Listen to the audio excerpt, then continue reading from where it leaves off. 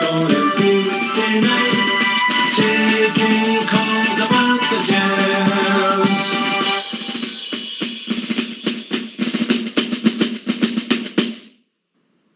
Well, hello, good evening and welcome. Welcome to Rangers Radio. This evening I'm joined by Bridgeman and Big Stevie from the Drum. Good evening. How are you? All right, Bridgeman? Excellent, Big Stevie. I'll fetch the suitcase from the van. Cause if you want the lessons but you don't ask questions, then brother, I'm your man.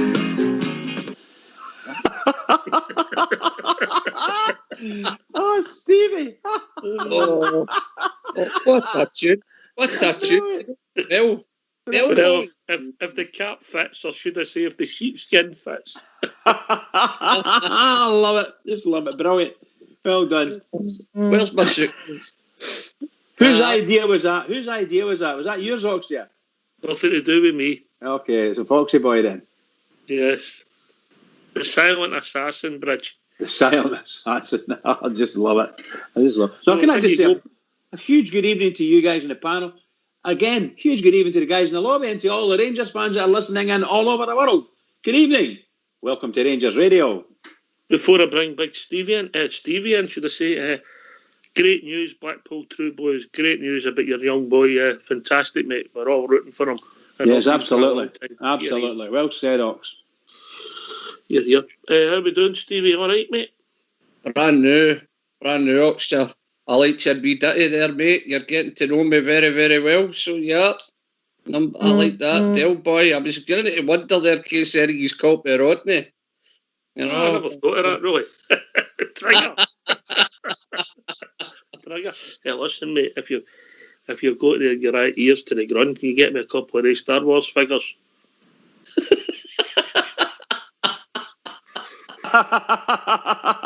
he wants Chewbacca. They're difficult to come by, bruh. Brilliant. Absolutely brilliant. I can get you the Millennium Falcon if you want that. Right. He drives one of them already. It's the international break, and we're all dying for Sunday to come. Bridges counting the sleeps and the naps. Oh. But great news for the club today. Everything's go for the new bistro. The Edmondson House, the new bistro.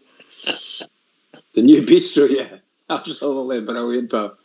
No, seriously. Oh, it's just great. Brilliant. Absolutely brilliant. See, when we meet at the Edmondson House at the bistro there, it's absolutely fantastic. The crack's brilliant. And there's always somebody got a poke of sweeties. No, it's brilliant. You're getting into that grand tune like a big camel, man. Brilliant. Absolutely. I've had a few sweets off the guys at the bistro. I've had a few sweets. Very nice crowd of guys. Don't like it when they ask for any there. You're not known for your generosity, Bridget. No.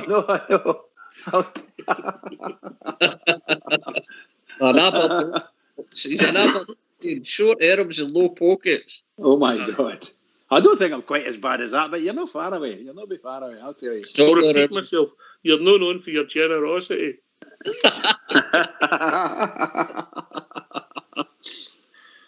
Anyway, great news for the club, and it's just these things that are slowly turning everything around, Stevie, yeah? Oh, we're flying. We're absolute flying on and off the field, mate. You know, on the field, top of the league, top of the Europa, joint top of Europa, off the park, it's just deals here, deals there.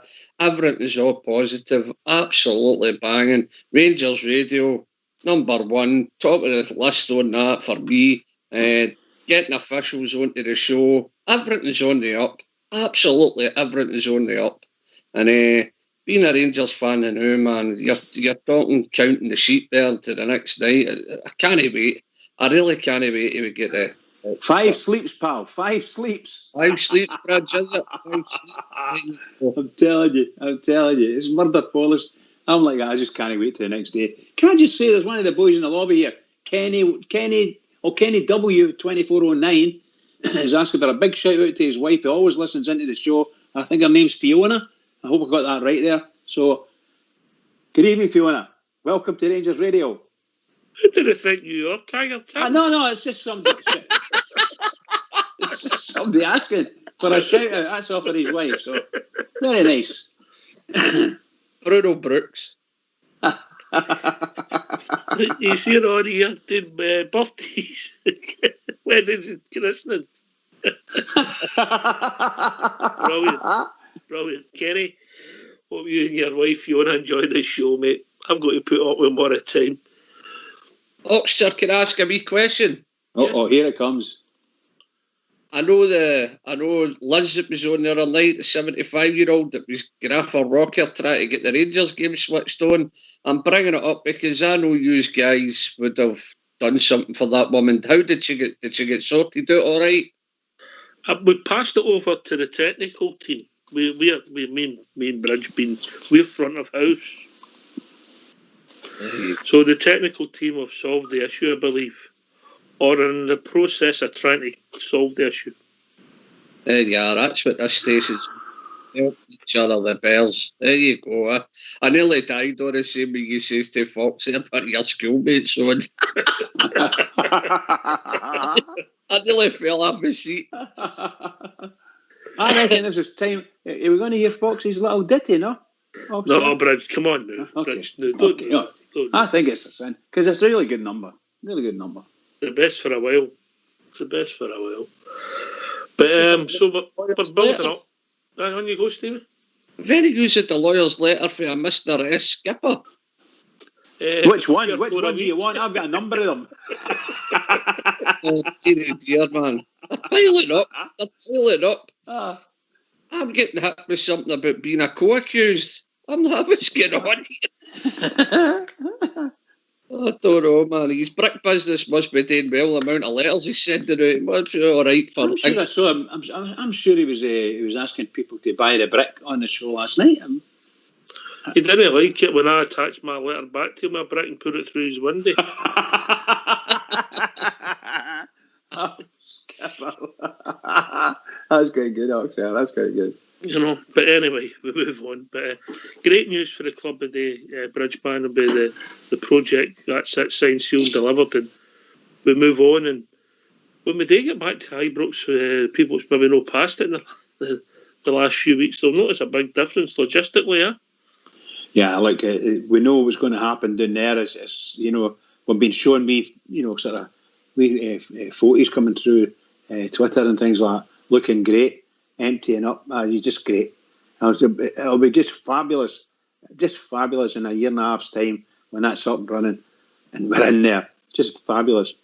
From the day they originally opened to today, it's like it's been a lifetime, an absolute lifetime. And we're a better club all round. We're a better club. Now. That's a great question, or a great point you make there, Bridget. Stevie, I'll ask you this. A lot of things going on and people have got different views, but we're trying a lot of revenue streams today and we had a long debate and everybody's entitled to their opinion, but the stuff that's going on in the park is now to bring in money to ultimately help us with the first team. What's your views, my Jers, the thing that's going on with the club, the revenue, the retail deal? Give your initial thoughts, mate. My initial thoughts is that obviously the club's found another way to bring revenue in. As a business, they're going to do that. Every club does that. But the managers thing, me personally, I think it's a great thing. I think it's a great thing. The fact that I wasn't on the list. I was one of the lucky ones, Ox. I've got to know. I was sitting with my pals, no names, no backdraw. Mr. A, B, no. His wife Anne, she can't get to sleep at night because he's coughing, no. So he had does all his season tickets, but I wasn't with my boy, and I wanted to get season tickets with my son. So we joined the My Jers with obviously all the pros and cons that come with it. I had to get Rangers TV to get the points up a wee bit because you're looking at a point system. But listen, it's one of the ones you either take it or leave it. And in my case, I had to take it because I was looking for season tickets. And lo and behold, I was lucky enough to get a couple for the Copeland Weir for me and my son. So I can't knock it because it worked for me. The I can't see how it's a bad thing. The bigger picture is we want the best on the park, and the boardroom want the best for the fans. So in order to, we've got to generate money in some way, and I think it's an absolute. I mean, I was listening last night, and I thought I heard you said something about Benfica had 200,000 members. Yes, that's correct. My understanding is, mate. Imagine even that was €10 a head. No, the money that generates every year. You know, I don't know what the script is about Benfica, but no, I don't know the price. I don't know. I think we've got 26,000, haven't we? 26,000 managers. Just let's say an average of £35-40 between the kids and the adults. You know, I think it's 50 for the adults and 25 for the kids. But if you take it on average, unbelievable money get back into the club. But let's be honest, we've been spoiled. Everything Stevie G's wanted, he's got. Let's be honest, the board have done their bit here, you know, and it's through the fans putting in and helping them on their way. It's through Stevie G getting the European run. There's all different streams here. But let's be honest, the boy Buzzgroves, he's got a business he'd on. I knew he was a good Fox when he says there's been 200, what's the word I'm looking for? Conferences, that's right. There's 200 conferences last year in Glasgow, all different works conferences, and we never get a slice of that pie, and we're not having that. We want a slice of that action. I mean, that to me is just bigger picture, getting deeper into everything. And then you had all the Seco, and then you had the radio station, which we had a wee talk about, stuff like that. All different streams is coming in. But initially, on my gels, I was over the moon. My wee package came, and me and my wee boy, we opened them together, with my scarf, my membership, and everything else. We were delighted. And let's be honest, the money you've spent, if you go to Edmiston House for your dinner, you get 10% off. You go to the shop, certain occasions, certain windows, you're getting a wee 5%, 15%, or whatever it is. So you're basically getting half of it back over a year anyway. I can't complain. I can't really complain, you know. I think there were some great points last week with the lads. That, I mean, obviously, they used my years as a focus group for a tartan. That's what the word. They were used as a focus group. Come on, because the ultimate decision will be made by the people who run the club on anything. But I think the fact is that if you are going to have a focus group and ask for people's opinion, just expand your questionnaire to more people. No to dilute my years or season ticket holders. I think that was a great point, Bridgeman. Yeah, there's been major discussion, of course, on here about that, and some guys were had an objection about it, and a couple of them as well. So you're right there. I believe what you said there. I think that somewhere in the club, no matter what everybody says and wants, what the votes were, they'll make their mind up what they're going to put out, what colour of tartan, if it's going to be a tartan. I don't think they're going to. They may in fact pick the same one as them, but I think because if it's blue and it's got a bit of red and white on it, it's not going to be far away, is it? No. I also think that I was sure I read that yesterday that the 9 million shares that went to Rangers are put up on the exchange for sale. Well, I was initially thinking it is that there's going to be one of the guys out in the Far East. I'm still of that opinion. What I did read was that they're up for sale, but they're not up for sale for existing shareholders. They're for new shareholders. So that's what we give the board the right today, basically. That's correct, exactly. The resolution 11 or something, Bridge. That was it. Yeah. That was it, pal. That was it. You know, so we gave the board the right to manage the business, and we'll see where it takes us. And you'll be watching the accounts, I think, about any day now, mate. And then I'm looking for that. Interactive AGM, mate. Yeah, I'm hoping so, and I hope they hurry up with it and let us know, because there's going to be an awful lot of people really interested in that.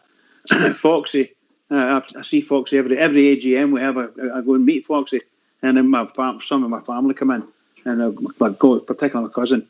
So we're going to find our seat and things like that. There's plenty of people, and when I sit down, there's loads of guys asking me, how to go and Bridgeman, blah blah blah, You Asking what I start think. doing, they all stand up and clap. No. But it's when you're in the AGM, it's really good. It's really, really good, you know. And you Well, get good interactive speakers. this year. I don't think there'll be an AGM, Bridge. I don't think so. It'll not be a true AGM. But there will be some sort of is it what do they call it again? They're using Zoom. So there'll be some sort of Zoom. Unless this vaccine goes to the people first, you know what I mean? Yeah, aye, exactly. No, I'll be delighted to see what they're going to say and what the intentions are for next season. Because the last 3 years now, I think the last 3 AGMs, they've come out with multi-million-pound debt, right? That was being covered, and for 2 of them, they were getting covered by the board, members of the board. Yeah, issues, aye. Well, whatever, yeah. Aye, They were guaranteeing the money, and then they released the shares for them, and that took it away, so the debt was cleared. So I don't want to see these things. I've said this year on year. I don't want to see Rangers telling us about £10 million worth of debt. We need to get, like everybody says, we need to get a solid revenue stream. Mm-hmm. The guys have done fabulous for us. The board have done fantastic for us. We need to see how we can attract. What do we need to do to attract big money? Look what's happened with Wrexham. Forgive me. Look what's happened with Wrexham. There's 2 film stars took over Wrexham. All right. Seriously? I'll have a word with Dave King, Donald Park, see if I can get used to in charge. No, I'm just saying, a revenue stream. They've come in and took over, and the fans have let them. It's a fan-owned club, and the fans have released it all to them. You know, Ryan Reynolds, Hollywood star. So he's come in, and him and his pal, and they bought over.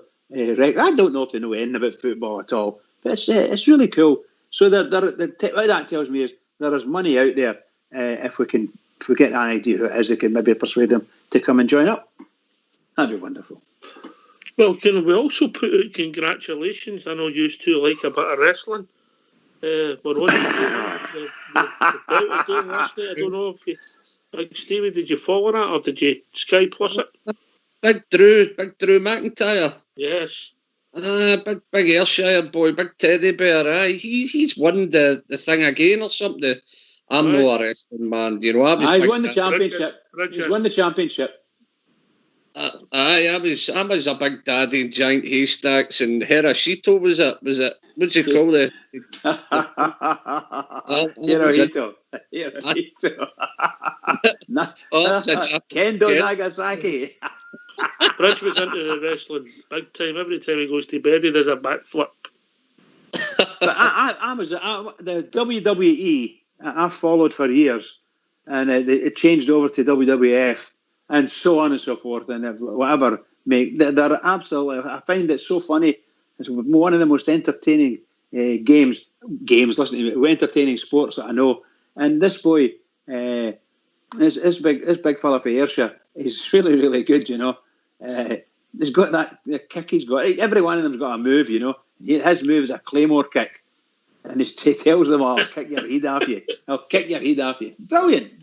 Just brilliant. I seen him slaughtering Mr. S. Sutton. But he's one England cap. You made it to the top of your profession with one cap. Okay, big congratulations to you, by the way. Well done, Drew. If you fancy a night out, want to come out with me and Fox, because we could do with something like you with me. Ox, did you also catch that the boy from Northern Ireland's the second strongest man in the world? He came second, a big blue Roseroid, he's tap on. I've seen that, but I was a bit disappointed, mate. I don't like runners up, you know what I mean? I know he's not listening tonight, that's how I'm saying that. Well, who's that knocking your door? I will be second strongest man in the world. No bad. I bet he still couldn't get money out of Bridge. We need to go somewhere, I'll tell you. Stevie, we're jesting, and obviously all the best to Drew. It's a worldwide entertainment industry, and it's fantastic. Yep. And he never hides. You notice a sort of sea change where people are coming out and saying more and more now, nailing their colours to the mast. Yep.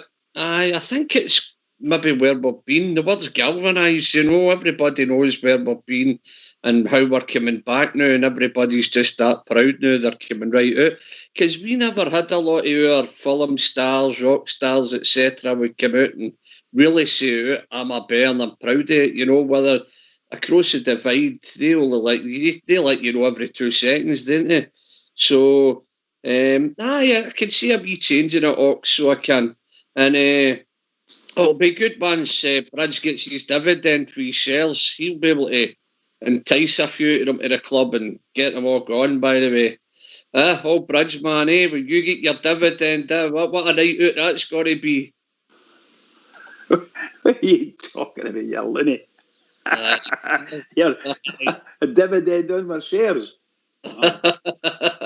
I think I doubt very much if anybody's going to get any dividends out of Rangers for a long, long time. But I do say to you, I'm not being funny. If we could get dividends from it, then I'll be quite happy. I'd buy merchandise. But a long way for that. I think the shareholders would knock that back, mate. We have done already. Twice we've knocked it back. I don't want anything like that. Just leave it with the club and let the club go on and do it. Aye. But if you go to a situation like that was being announced, that means you're in some footing. But in some footing as it is, mate. You know what the job that these people have done behind the scenes quietly and professionally goes no bounds, mate. The things are sorted out. Yeah. Stevie, your boys, he's a young man about town discovering life, and they like the Castore gear. Off. My wee man's got the 3 strips, man. T-shirts, run-out taps, training, you name it, joggies, the whole kit and caboodle. Aye, he loves it, and I'm not going to tell you any lies either. I've got a few garments as well. I was kicked about that pool and holiday, man. You wouldn't have seen me. It was like Big Amaruso starting about there, so I was with a tan and that. Absolutely brilliant, man. Listen, guys, the Castore, the season tickets, the deals, the money's, the runs in Europe, the money is, well, listen, the figures are just going to go up and up and up, hopefully. But bear in mind, we have signed a lot of players, so we'll see what it takes us, guys. Everything's in good stead. But the Castore gear, look, I've said it before and I'll say it again. If it was Adidas we took on, they would have been caught short as well. If it was Nike, they would have been caught short with the amount of demand with the Bears. So I just think the Castore, you're going to have teething problems with everything, and I think the boys will sort it out. This year coming, we'll see what they're made of. Okay, I'm happy. I think you're right about Castore. I don't know this, but are they going to take over the store as it is now and run that store? No, or are they going to go with the shops? The retail space. They're getting a new retail space in the new the Bridgeman building. The Bridgeman building. Edmiston House. Yes. What are they going to do with that?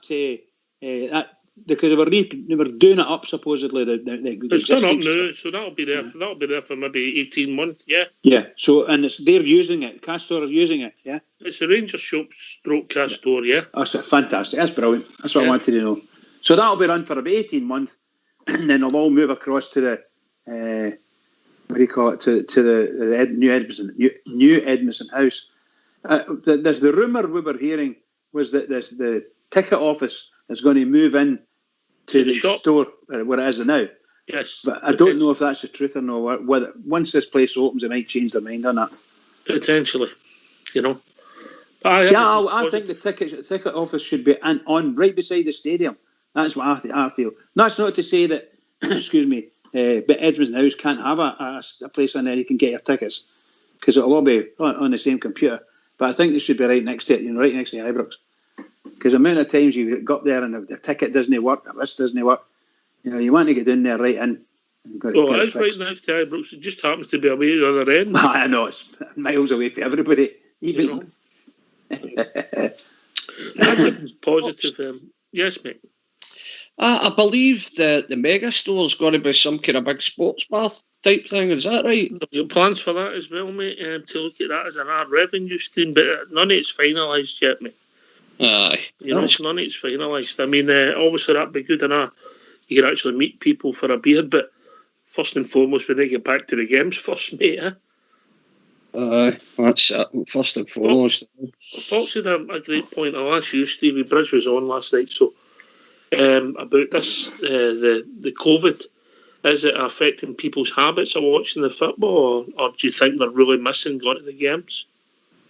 I think there's pros and cons with that, to be honest, isn't there? I think a lot of the older guys, no disrespect when I say older guys, I think a lot of the older guys, when it comes to the winter, might have rather sit in the house in their living room and watch a game. They've been gone. They've never known to sit in the house. They've just been gone. But I think you could get attached to that if you were older. But I think a lot of the young team, they'll just be dying to get back to Ibrox.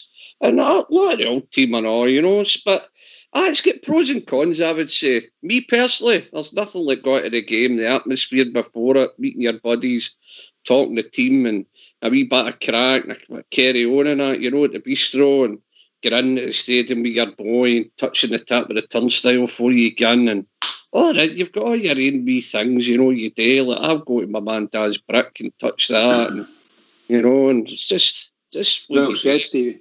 Well said. Everybody's own wee traditions, mate, and I miss them. I really dearly miss them, man. Got to Ibrox. I also think that social side is as important as the actual game itself, if you know what I mean, for the people.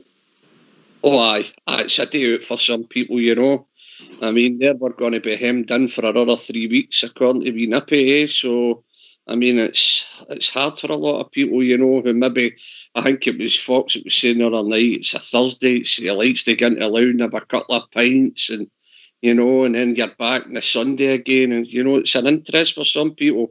I'm quite lucky to have the family around about me, but not a lot of people have got that, Ox.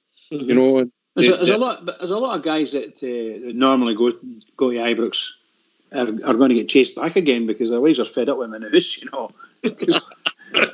that's the truth. I'm not saying that's happening in my house, of course. That's not the truth. It's happening in my trying to flag me out. I thought CC's line was brilliant last night when he says, I can't wait to get back to Ibrox. He's watching it in the house. I get that drunk, I can't remember the game. That was brilliant, man. Different class. Yeah, so I think there's a whole lot of things going on, To see if it's changed people's habits, Stevie, yeah? Aye. Obviously, Liz what was she for Aviemore? She'll be wanting to watch it in the house, sir. Aye. So, how amazing was that call? 75 and Graff are not trying to get the Rangers on, huh? Just shows you the power clubs going, how the fans love it dearly, it never leaves you. As I said, my dad used to say to me, 2 things in your life will never change, son, the colour of your eyes and your team, and he's right. Rangers are way the day you die. If you're born a Ranger, you die a Ranger, that's it. And that call for Liz, and what you boys will do there with the technical team to help that last year, it's absolutely fantastic again for the station, Quick shout out to you, mate. Thanks for all your help with the football care. That was a tidy wee summaries for asking it. Absolutely fantastic, yeah. What was it, £861 for the... Yes. And I believe you're up for a DAFTA with that acting performance when you unscratched the card. Did you like that? That was for social security reasons. Right, well, both of you, get yourself in mute.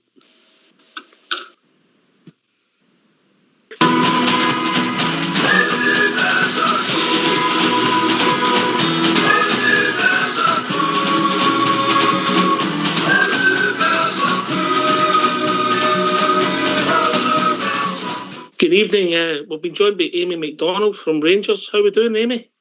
I'm very well, thank you. Thanks for having me on. Oh, brilliant. Can you just explain to our listeners what your role is within the club?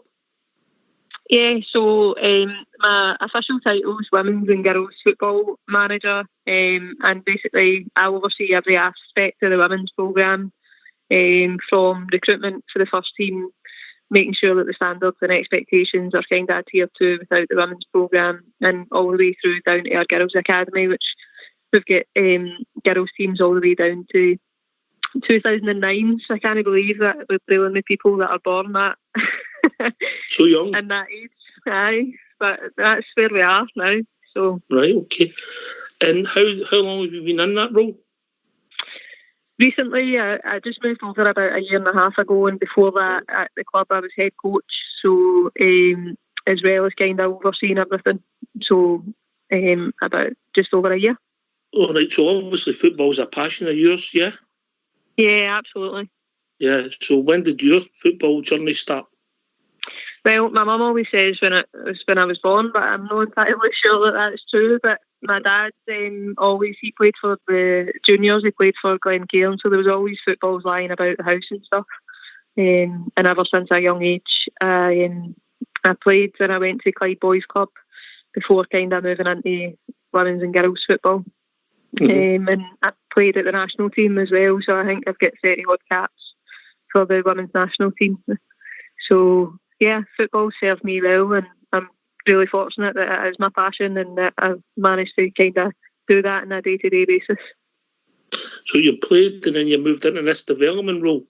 So what does that incur on a day-to-day basis?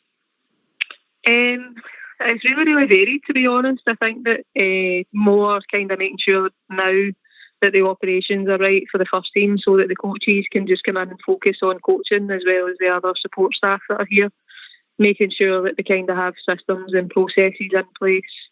I do some scouting, involved in the Girls Academy. I still occasionally get out and take a couple of sessions in there as well. So really kind of varied role, quite diverse in what I do. It's kind of sometimes referred to as like a director of football for the women's side of the game. All right, okay. But I'm really kind of fortunate to have the support of people like Ross Wilson and Craig Mulholland and stuff who are obviously really experienced within the game. So yeah, great to be kind of based at the training centre and have the input from loads of guys that have been in the game for a long time. So your daily job, you're based in Auchenharry? Yeah, we're based up at the training centre and the women's team train up here as well full time. So we're in there. Ultimately, like the men's team, it's all based on first team results. So how's that spread? How's that spread for your workload? Is it 25% in the academy, 75% in the first team? Yeah, I think that certainly over the past I would say months to a year, it's probably been 75-80% women's first team, given the investment and the professionalisation of the programme. And I would say now that we have all the kind of staff in, because we've got another 8 full-time staff that support the women's team and the Girls Academy. Now, I kind of can get to split my time a bit more evenly. So it's probably definitely moving to a kind of 60-40, and hopefully soon enough it will be 50-50, because we've got more capable people around the programme that can go and take each area forward. And how's the role changed in the year and a half as the club has went down a more professional route with the women and girls?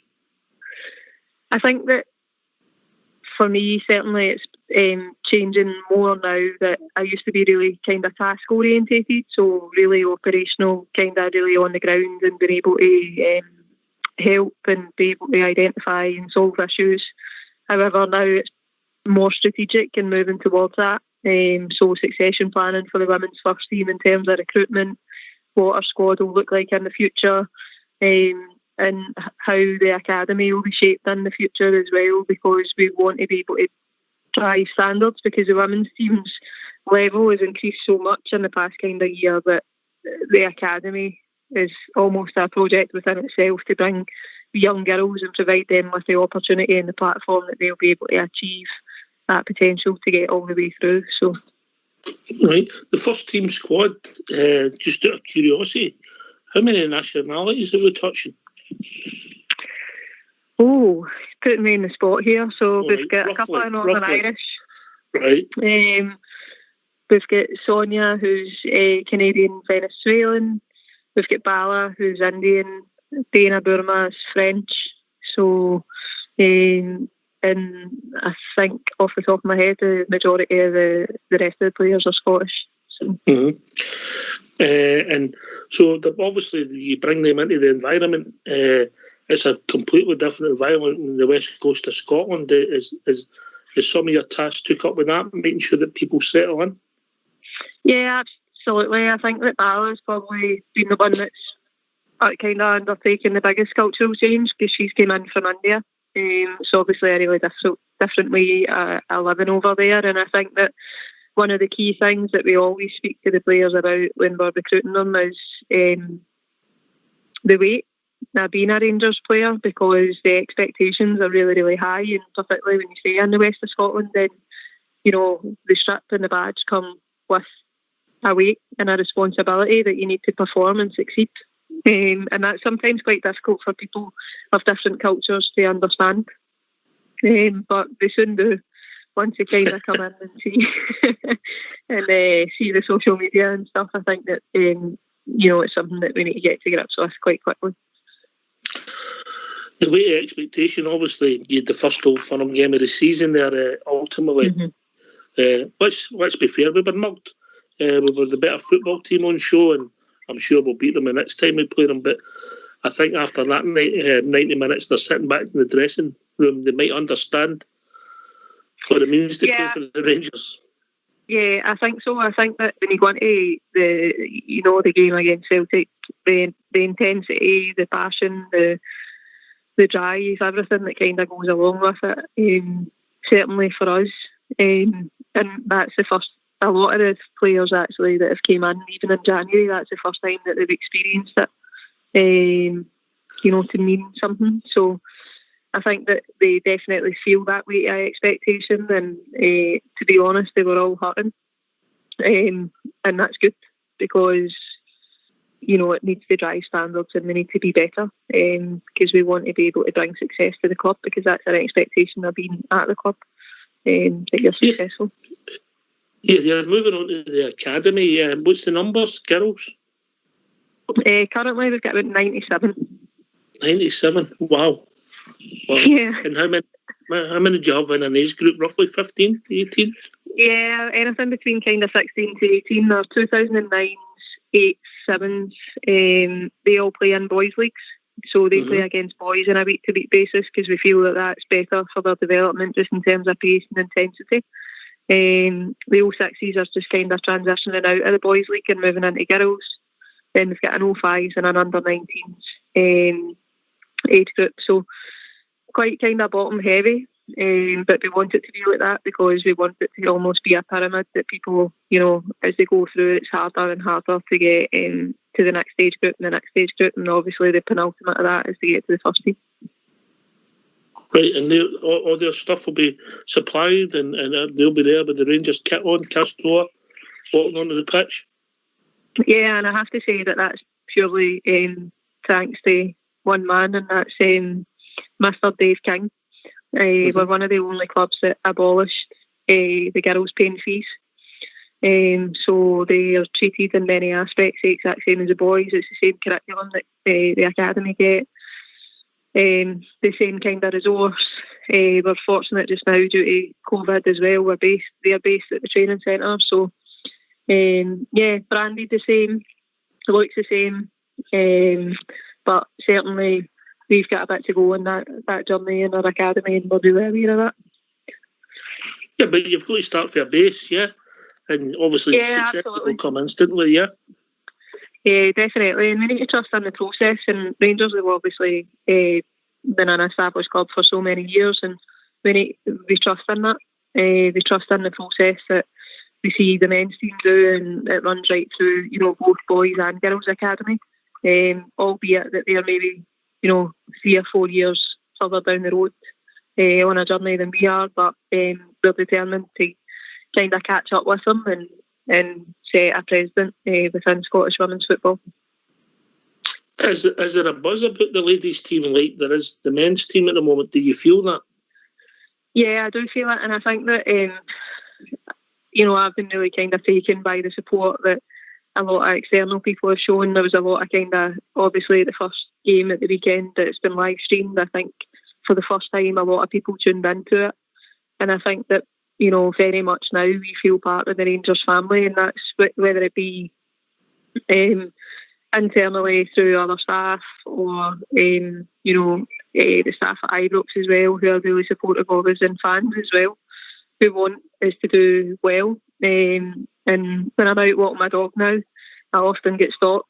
I've seen that the women's team, and I've heard about the women's team, and which is really, really good, because a couple of years ago it wouldn't have been a talking point. So that shows us that we're moving in the right direction as well. You must be proud. Very proud, very proud. Mm-hmm. I was a big Rangers supporter when I was younger, 9 in a row, and I unfortunately never get the chance to pull on my boots for Rangers, but I think that certainly providing young girls and women the opportunity to be able to come and experience that now is fantastic. And it's great that people in Scotland can aspire, or young women can aspire to be a professional football player at Rangers, because I would have chewed your arm off to get that opportunity when I was me. I know you know how we all feel. At least, I'm still trying to get a walking football team in the go if you're up for that. I'll be looking for a player for our 5-a-side team. Well, if you ever give me a shout, feel free to give me a shout. Okay, you might be the best player there. But well, am I right in thinking that I read an article a few months ago where they said that women's and girls football is the fastest growing sport in the country? Yeah, it is actually in the world. I think that a lot of people maybe don't know about the history of women's football, and actually women's football was most popular during the First World War, and then when everybody came back, it got stopped. You know, there was sellout crowds, about 60,000 at some of the games, and then it never got kind of reinstated until the 1970s. So from there, and because so many associations, and I think the Women's World Cup last year was fantastic because Scotland qualified for it, and it was a real kind of focus point. That kind of turned the tide, and I think from there it's really kind of pushed on. And that, to be honest, Dave King seen the Women's World Cup last year, and that's where he took an interest, and he's been so supportive along with the board, Julian Maltap and everyone else on it. So we recognise that we're really fortunate to be in the position that we're in, and we want to go out and work hard for not only the board and the club, but all the fans and supporters as well.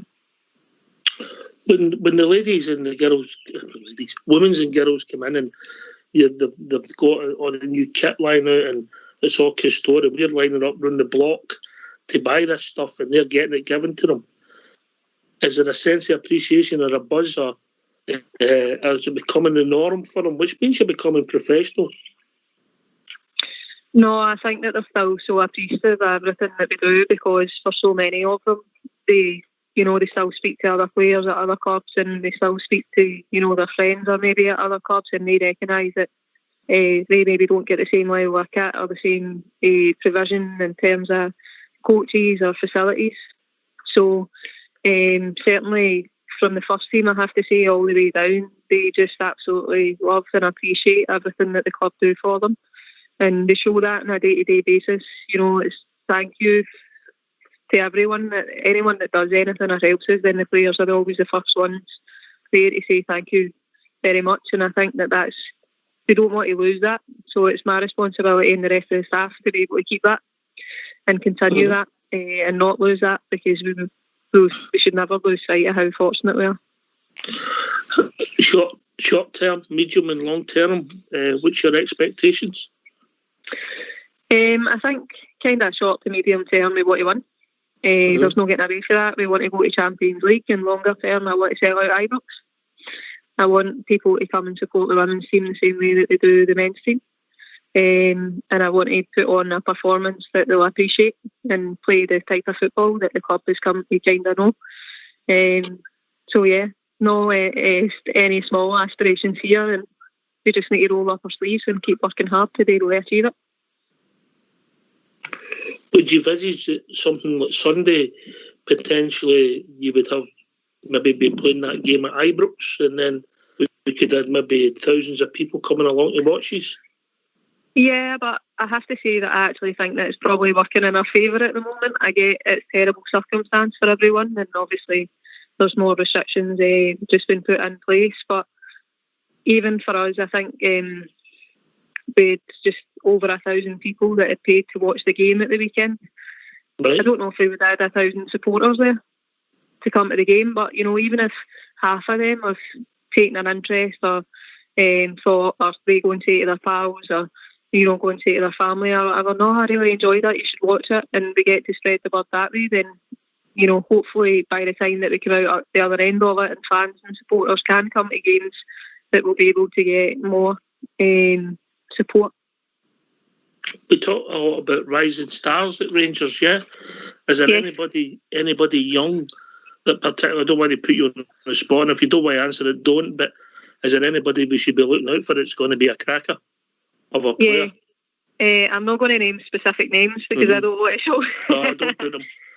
I don't want to put them out there, but we absolutely have a few players in there that I've got no doubt that if they continue to put in the hard work and effort, that not only will they kind of play for the Rangers women's first team, but could go on to international football, and their career will absolutely be in football. So it's our job as a club to be able to look after and harness that, because they're very good, very, very good. The academy, the vast majority of the west of Scotland, or are people travelling to come and play for the Rangers? Yeah, Loch Gilphead. We've got a few from Loch Gilphead that travel down to train a few times and play every week, which is a massive commitment for them. Penrith. I don't suppose we can knock anybody back for your Gael, can we? So, no, far and wide, it's Perth. They travel, and the commitment shown for the parents and the players is actually unreal, the amount of time that they spend, the double amount of time they spend travelling than it is training some nights. So that's huge testament to them. And how often would you say the under-14s train? They're on 3 nights a week, plus that's kind of topped up with regional programmes for the SFA and national squad stuff as well. So, and some of the girls, there's a couple of girls in the performance school or school of football, so they train a lot more as well. So, yeah. Well, they're busy then, but they'll be when they're playing for us, and they'll be elite players, yeah. Yeah, absolutely. We would be viewed as one of the kind of elite academies. However, if I'm honest, I think that we need to be much better in driving the standards in that. And that's something we're constantly working on with the players in terms of their education and everything that comes with that. Nutrition, sleep, recovery, to make sure that we give them everything that they can to achieve their potential, and then it's up to them, isn't it? Wow, it sounds as if things are moving fast and on a professional footing for every woman and girl playing at Rangers. Yeah, I think it's moved quicker than I would imagine. Certainly a year and a half ago, I didn't think we would be where we are now. And if you would have asked me 3 years ago if we would have been where we are now, I would probably have never have envisaged it. But again, that's through support of the board and the club, and moving to the football department, because without them, then it wouldn't have moved at the speed that it hasn't. And now we just need to go and perform. Quick question, last couple for you. Who were your footballing heroes? And if you could have one wish for the setup, what would it be? Well, growing up, I was a huge Ali McCoist fan. I'm just going to tell you, don't want to give your age away, and I won't. But we had a lady on last night, and she was 75, and she was a McCoist fan.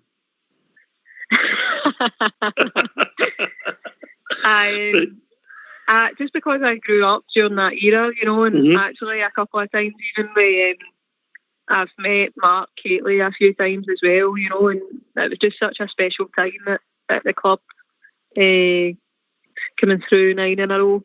when I was that age. So definitely the players of that era, you know, I think I'll always kind of hold a fondness to them. And if I had one wish for the setup, then it's success. It's to go on and win. So.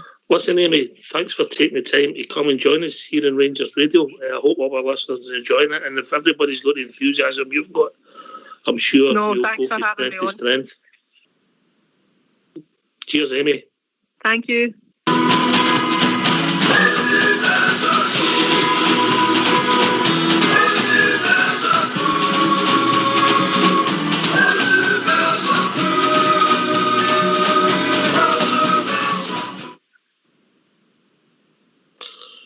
We're back, gentlemen.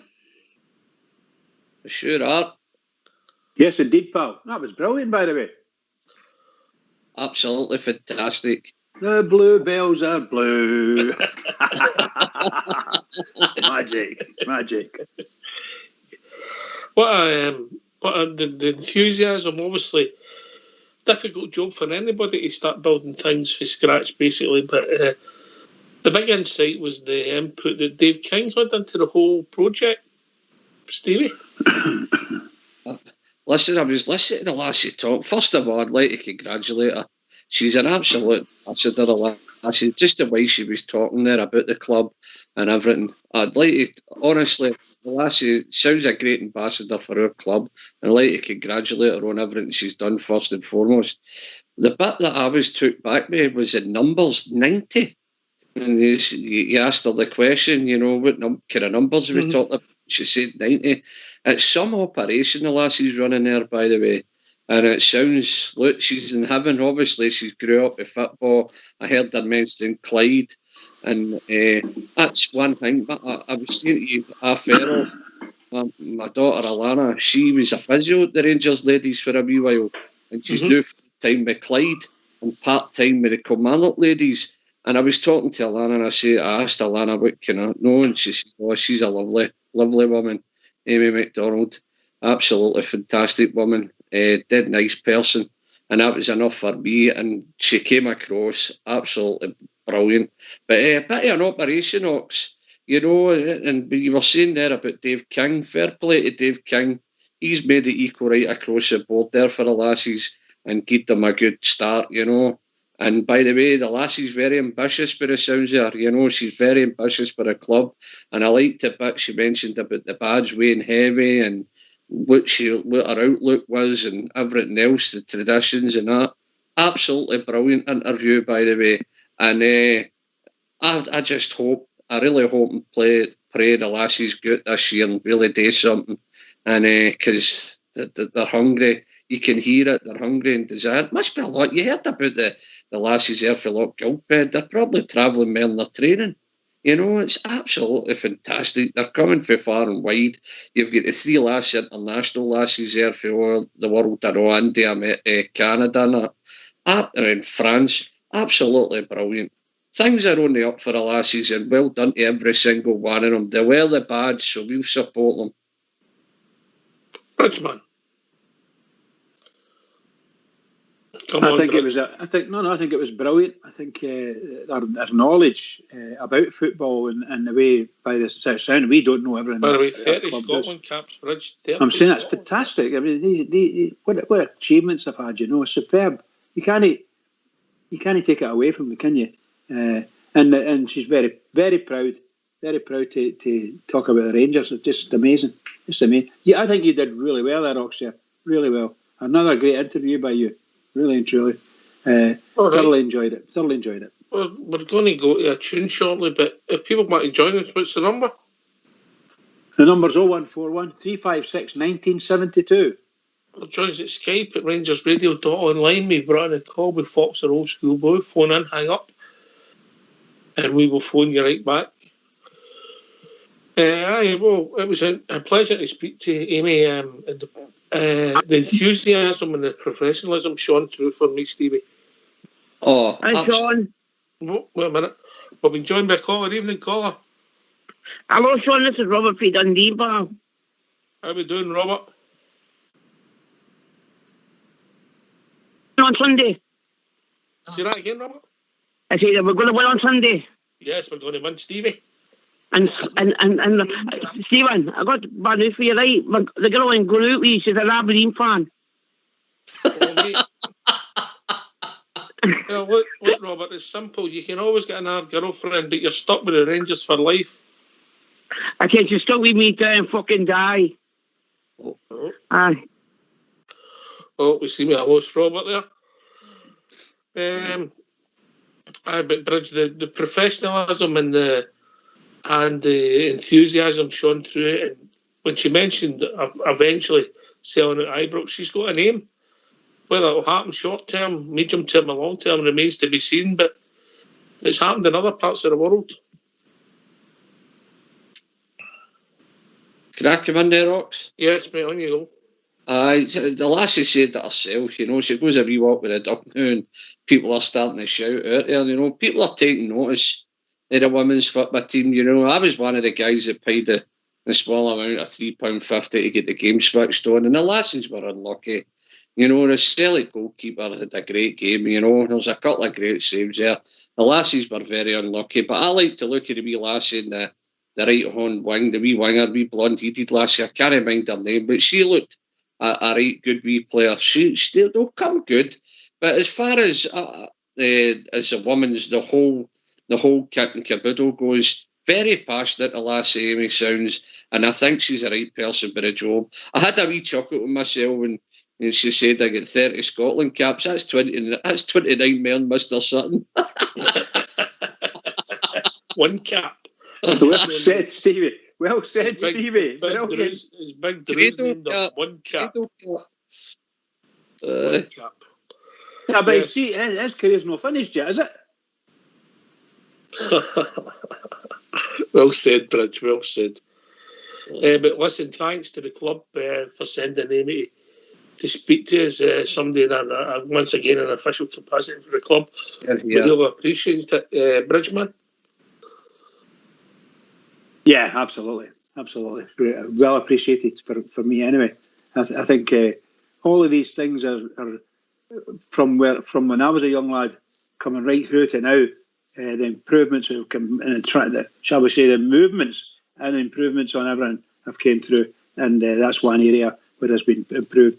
And I take it the Rangers are going to take up the cudgel continuously and invest some more money to try and get to be the best in that area for sure. Aye.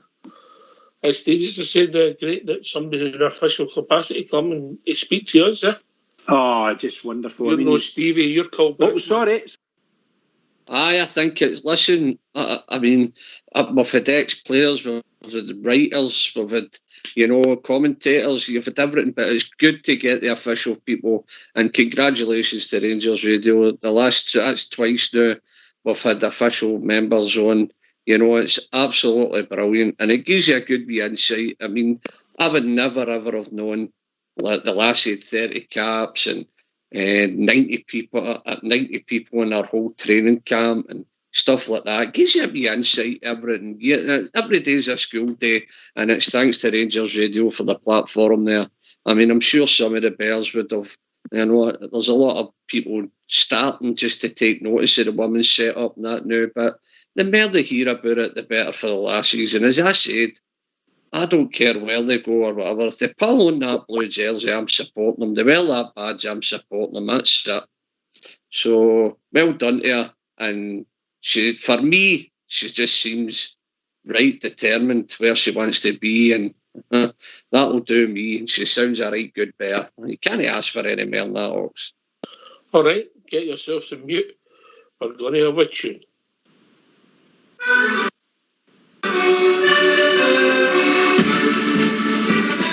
See them march on, marching on through the years of history. They held on high, for the jersey they would do or die. Fight for time, play the game with the band of glory.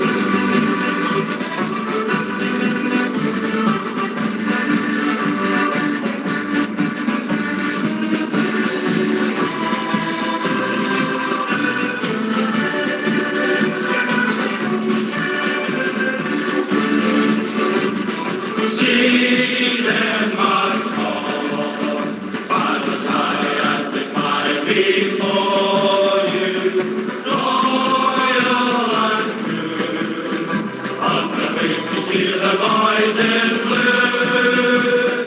Follow brave through, marching on to the songs of glory. Win, lose or draw, that's the Glasgow Rangers story.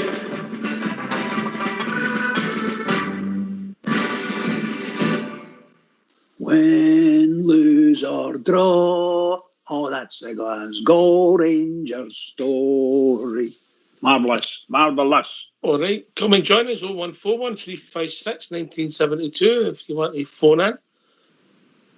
Or join us at Skype at rangersradio.online. If you phone in, hang up and we will phone you back through Fox and Old School Blue. And what can they talk about, Bridgeman? They can talk about anything they like as long as they're Glasgow Rangers. The famous Glasgow Rangers. Here. Well, thanks to Amy McDonald for coming on and joining us. Thanks to the club for allowing it to happen. And we'll see where it takes us with women's football. The most, I think it's the biggest growth sport in the UK at the moment. But well, they're not part of the Rangers family now. Bridges, we'll get behind them. Hopefully, they'll get some. Oh, 100%, 100%. Can I just ask why you never asked her for a song? Amy McDonald. I think you must have heard that once or twice, that guy. Of course. Apologies to everyone. Very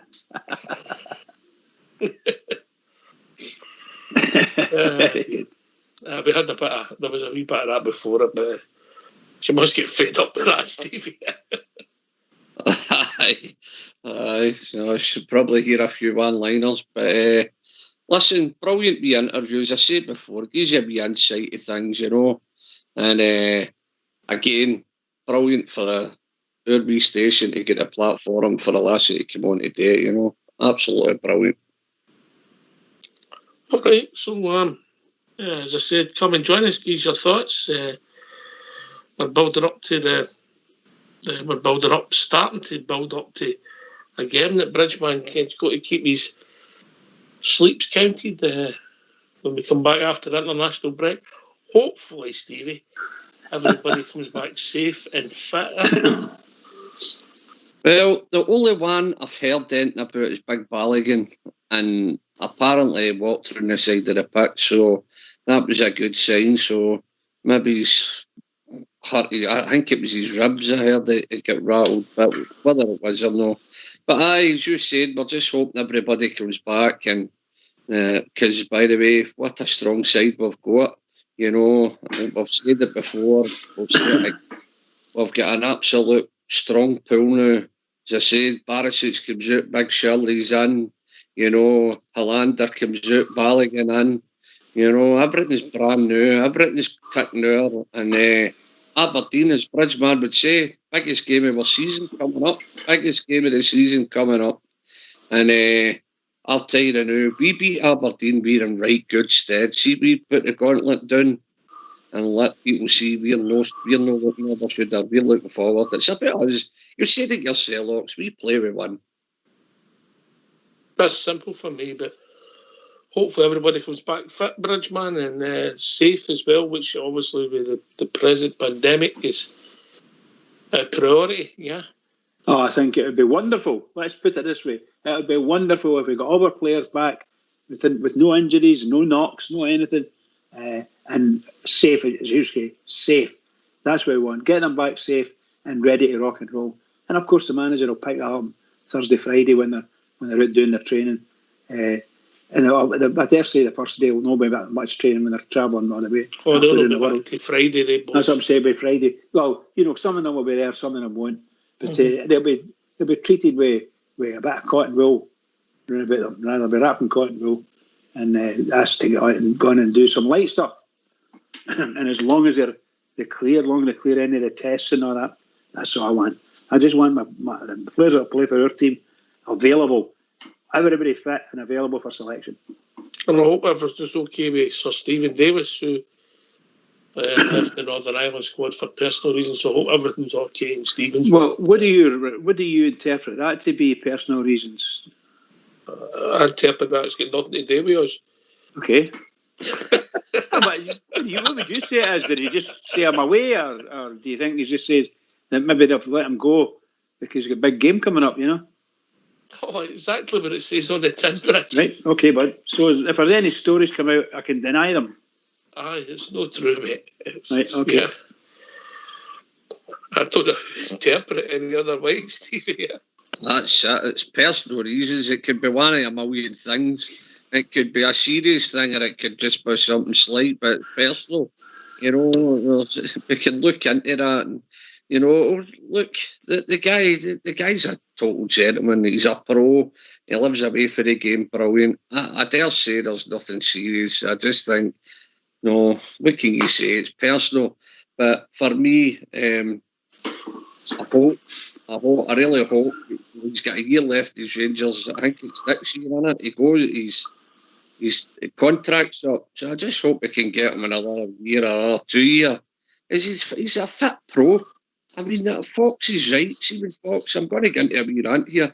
When Fox is saying, guys, he's keep talking about his legs and everything, you know, he's fit as a fiddle. He might not be. I mean, he might not be what he was when he was away as the first time, right? We get that, but he's still a fit pro, you know. And tell me a team that Stephen Davis couldn't walk into in Scotland. Tell me a team, you know. Even in Britain, like, you know, maybe one or two teams that might know struggle to get in, but I'll tell you what a pro the boy is. And he's as fit as anything, but it's, what Bridge was saying there, a personal, you could look into that by a million things and be a mile out. I would just leave it where it is. Exactly. Am I not right in saying an Ox? Am I not right in saying to you that Alfredo kicks off in 25 minutes? I believe so, mate. I believe so. Colombia, I can't mind to. Is it Paraguay? I can't mind to. They're playing. I don't even know if he's in the team. I'll check that. I'm sure somebody will tell us. Come and join us. What's the number, Bridge? The number's 0141 356 1972. Or join us at Skype at rangersradio.online. If you phone in, high up, and we will phone you back. So hopefully, as I say, everybody comes back. We'll get players everywhere now. Finland's got a big game on Wednesday against Wales. Obviously, Ryan Jack will be playing for Scotland. Stephen Davis has come away. The boy, what South African star, seems to be burning it up. We get players everywhere, Stevie. After half, I mean, that's big Joe Aribo. I think Scotty Arfield chucked to international scene, didn't he? Canada. I don't think they're playing at the moment due to COVID, mate. No, I don't know. But is he no chucked to international scene, or is it just because of the COVID scenario? Is it? I think they said he was interviewed and asked, and they said it was because there's no games, mate.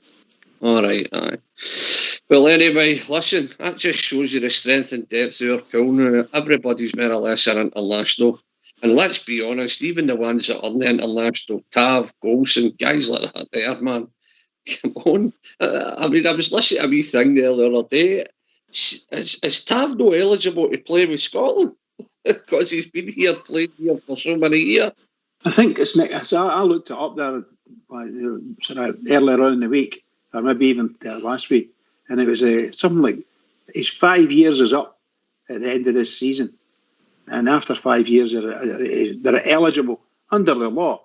He's eligible to be able to play if he's available and wants to. But obviously he needs to register at that level, but he might never do it, you know. But there you go. It's just apparently it's part of the law now, international. I think it's FIFA's agreed to it all the way down the line. They've got to do 5 years in that relevant country, and Tav's just about done that.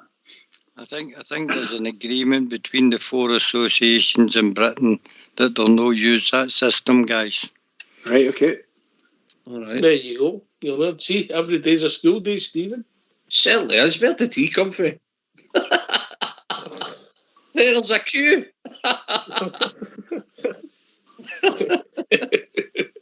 Give me that, carry on. It's my ball. Did you hear the wee quiet voice there, the professional? You hear him coming in there? Yes, he's no Colt Fox for nothing. No. That's like Stevie. That's terrible saying that, Phil. Come on, give us a call on 0141 356 1972. Choose the Skype at rangersradio.online.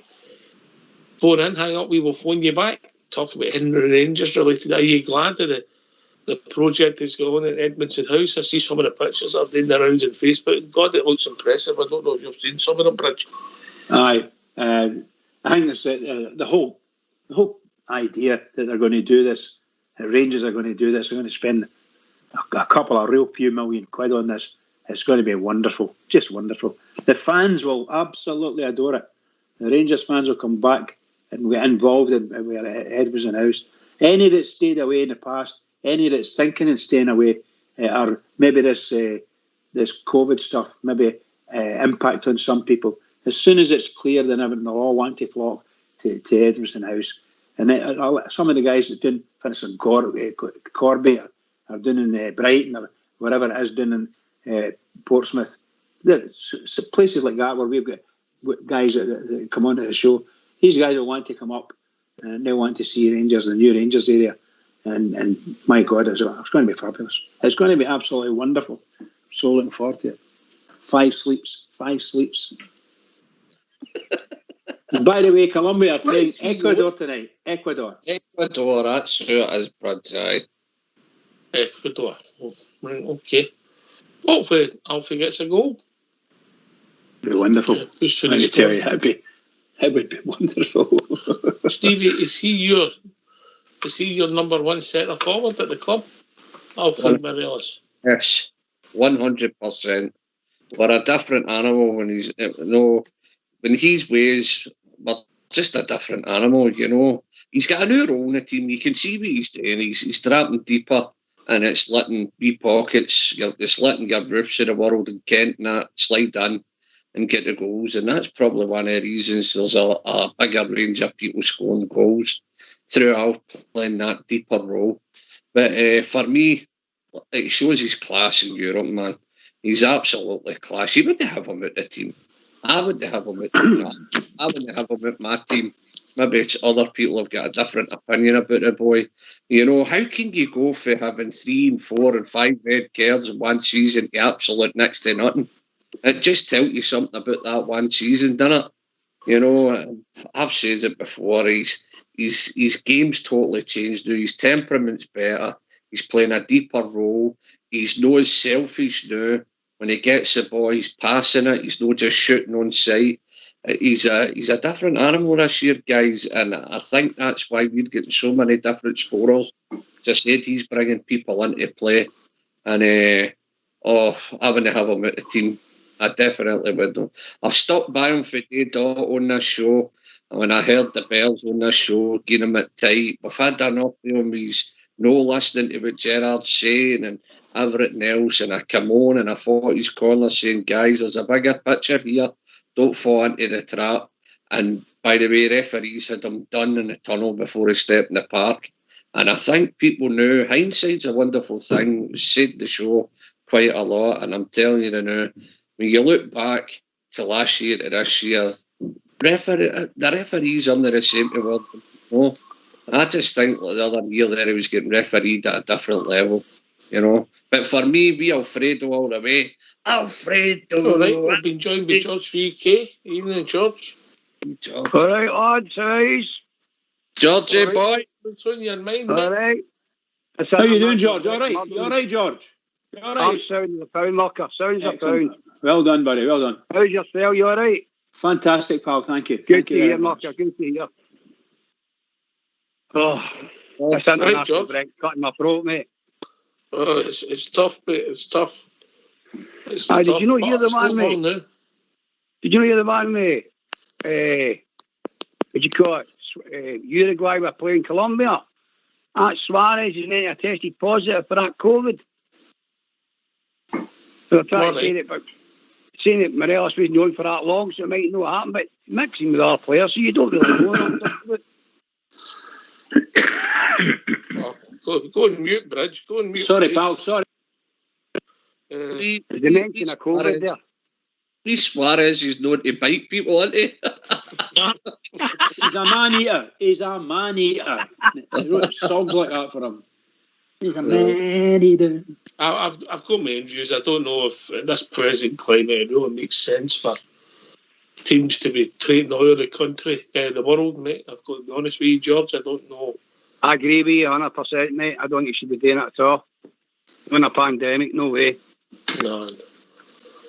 Ox, I must admit, Ox, I'm glad you rang because we played brilliant Europe. I know that, mate. I played fantastic, but yet the bigger picture, you're totally right. Internationals with a pandemic, and it just doesn't make sense at all, does it? But thank God the football's still going right enough. You know, drive you to that. 5 long days to go. 5 sleeps, pal. 5 sleeps. That's right. I know. Oxia says it's 5 sleeps and 2 naps for me. Or 3 naps. And that's 3 naps per day, by the way, George. Per day. I prefer a siesta, honestly. 1 siesta. All day. Yeah, but my dad used to do that every day. Come in from work, lie on the couch and kip for about 4 hours.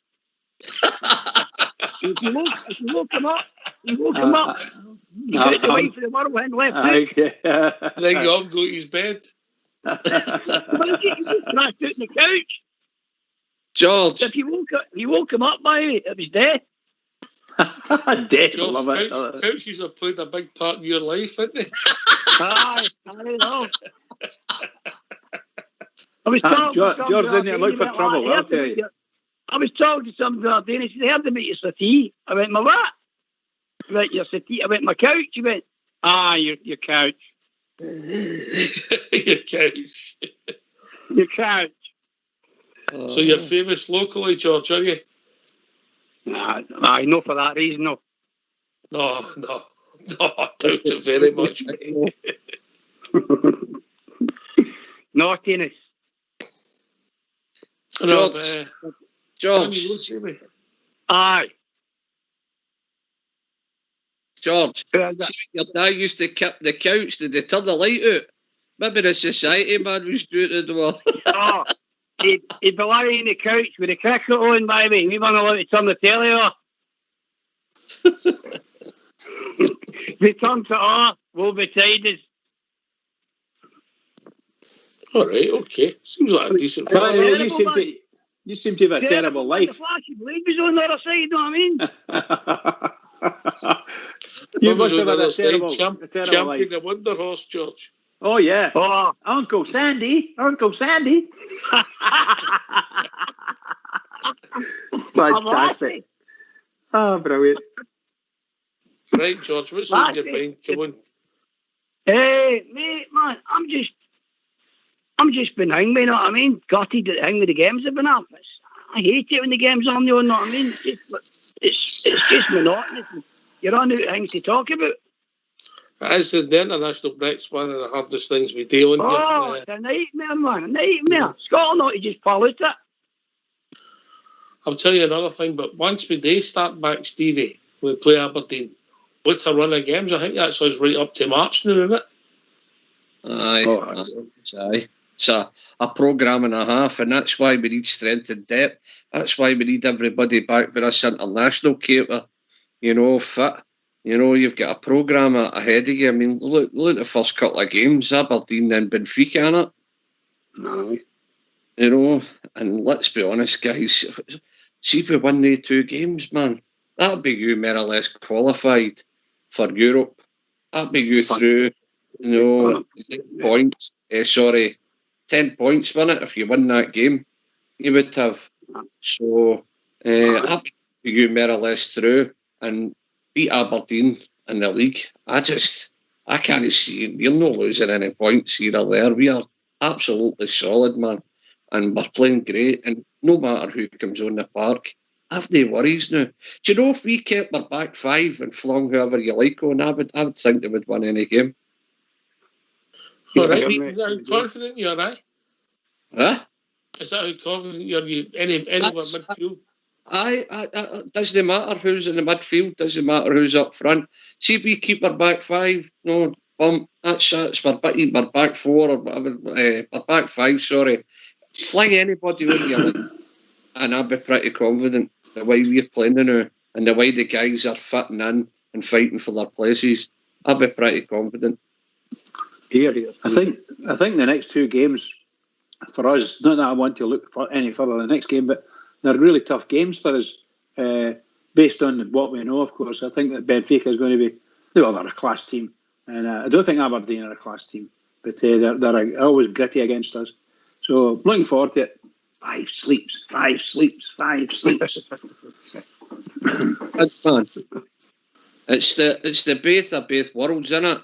You play Aberdeen and it's going to be a right kicking match. You know the way they play. It's going to be physical, mate, you know. And then you play Benfica and it's going to be football. It just shows you the way we adapt, you know. It's absolutely brilliant. The boys adapt. You just took the words right out of my mouth there. On you go, George. No, I was just about to say the exact same. I said Aberdeen will kick lumps at us, 100%. By the way, we'll end up with injuries, man, for the Benfica game. I hope they got them wrong, man. I really do. I think if we move the ball when we play, we win the match. It's as simple as that, George. I know I say that a lot. But a swashbuckling stuff and that, you know what I mean? Swashbuckling, yes.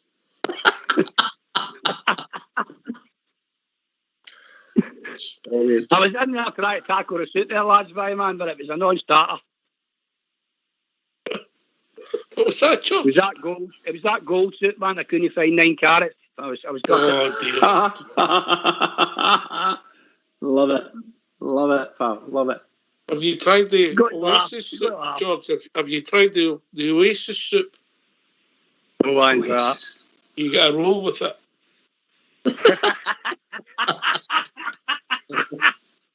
Oh dear. Right, enough, George. You started them. No more. I get your point, Stevie. Your point about a back 5. I mean, Zunga, Davis, Jack, Kamara, Arfield, Aribo.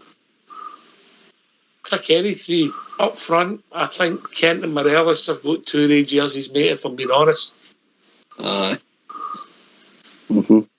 And then you've got Ruth, Barker. But listen, see, look, I really mean it when I say it. You keep our back 5. Fling anybody on. I'm quite confident whoever comes in will do the job. They're playing absolutely brilliant and I can't fault them. Even McLaughlin coming in for McGregor. There's no sweat there. Nobody's breaking a sweat at all. No, the team have got the pool. I know George was saying there Aberdeen will be physical, probably end up with a couple of injuries going into the Benfica game. But that's the big thing about having that pool. We've got 2 guys for every position near enough. And that's the difference between this year and last year. You know? Is he not retired? What? Is he not retired? Who? 2 guy. Two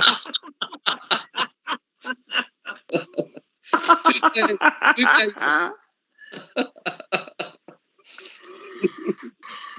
But I get your point, mate. We've got a good squad, and these are big. This is a big week for us, mate. What's it? Home to Aberdeen. After then we're home to Benfica. Then we're home to who, Stevie? Is it away to Falkirk in the cup? Is it that coming in that quickly?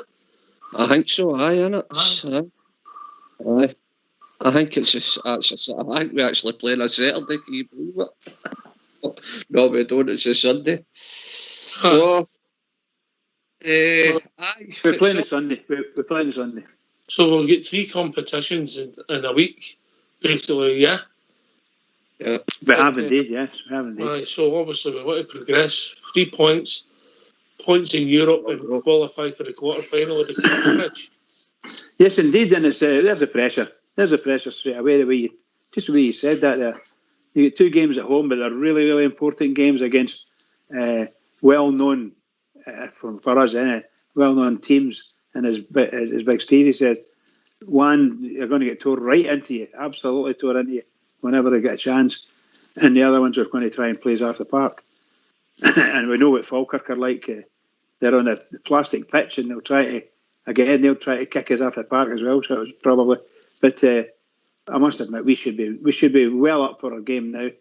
we're well experienced, with some great games, played very well, scored some lovely goals, made a lot of chances. I'm quite happy. So looking forward to it. Roll on. 5 sleeps. Come on, get the game on. Oh, Yes, George. did you see your favourite player was getting lessons now to take free kicks the other day for the Romanian coach? Actually, Kenny did. Miller. Yeah, Hadji. Aye, and he scored every one of them. He did indeed. I don't want you to put it straight. I want you to put it and bend it. And bend it the other way. Right, You know? right. It's all about Brilliant. his body positioning. I watched it. Oh, what an improvement. It was, wasn't it?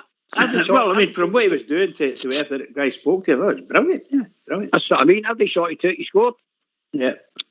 They all we have to do is get me stood up.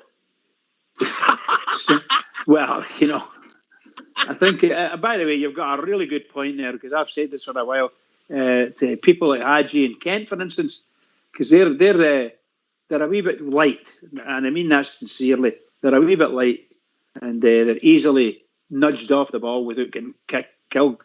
But I'm afraid that some of the teams actually want to kill them as well. I don't think I would put Kent and Hadji in the same position when the physicality starts. But listen, I hope the boy Hadji coaching lesson from, what was his name? The Romanian centre forward. But I've seen that. But listen, I hope the boy comes back and develops. At the moment, I just don't think he's personally ready for our first team. Stevie? I don't want to sound as if I'm creeping in with you, but the jury's out. Look, we all know there's we all know Hadji was bought in potential, right? They bought the name, right? It's the name that weighs heavy on the boy, you know, but I just think he's a bit lightweight for our game now. But look, the jury's still out. Just let's see what it brings, guys. Right. I don't want to jump back here, Ox. But did any of you hear what the Falkirk chairman says? We're playing the best. I talked about that last night. Brilliant. You enjoyed that, did you? It's class. He says, George. He says we're playing the best team in Scotland. Oh, he's no lying, is he? No, he's definitely no. But for a chairman to come out and say it, you know, there's not a lot of them say it. I mean, let's be honest. We are playing some superb football in Europe and domestically.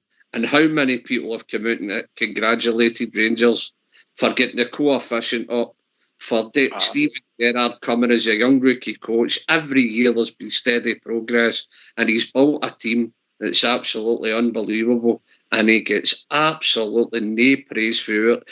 In our circles, he'll get all the love and help he needs.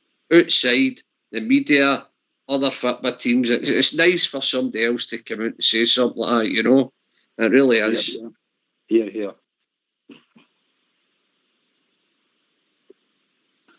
Stevie, I have to agree with you there, big style, because you hear them speaking about young Ross McCrory, and when he was playing with Rangers, hardly ever mentioned. Not that our team was hardly mentioned anyway, but he wasn't given the I would say is the benefit of the doubt in some of his games. Was he playing with Aberdeen, 6, 7, well, probably 12 weeks now? My goodness gracious, he's in for a cap now. They've got him up for a cap. Where did that come from?